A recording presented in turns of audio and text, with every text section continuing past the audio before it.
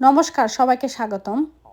আজকে আমি বানাবো ইলিশ মাছের একটা রেসিপি। তার জন্য নিয়ে নিলাম বড় সাইজের একটা বেগুন, সাথে নিয়েছি 2টার মতো আলু।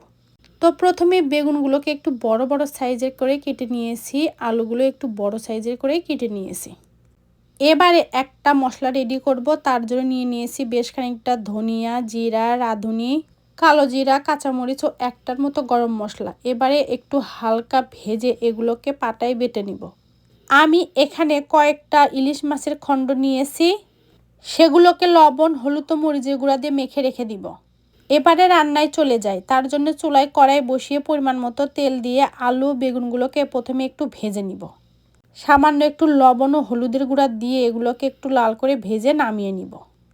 সেই একই কড়াইয়ে আরও কিছুটা তেল দিয়ে ফোড়নে তেজপাতা, শুকনা মরিচ ও কালো জিরা দিয়ে দিব। ফোড়নটা হয়ে গেলে দিয়ে দিব বাটা মশলা। এবারে মশলাটাকে একটু কষিয়ে নিতে হবে। মশলাটা কিছুটা কষানো হয়ে গেলে দিয়ে দিব পরিমাণ মতো হলুদের গুঁড়া ও মরিচের গুঁড়া দিয়ে আর একটু কষিয়ে নিব। কষানো হয়ে গেলে দিয়ে দিব পরিমাণ মতো গরম জল। এখানে তরকারির ঝোলটা ফুটতে থাক, এরই ফাঁকে আমি মাছগুলোকে ভেজে নিব। তার জন্য চুলায় একটা ফ্রাই প্যান বসিয়ে পরিমাণ মতো তেল দিয়ে মাছগুলোকে দিয়ে একটু ভেজে নিব। এরই ফাঁকে তরকারির ঝোলটাও ফুটে গেছে। এখন দিয়ে দিব ভেজে রাখা আলু ও বেগুনগুলো, সাথে দিয়ে দিব পরিমাণ মতো লবণ। আলু ও বেগুনগুলো সিদ্ধ হয়ে গেলে দিয়ে দিব ভেজে রাখা সেই মাছগুলোকে একটু নেড়েচেড়ে দিয়ে 4-5 মিনিটের মতো জাল করে নিলে হয়ে যাবে। খুবই মজাদার একটা রেসিপি, আপনারা একবার হলেও এভাবে বাসায় বানিয়ে খেয়ে দেখবেন।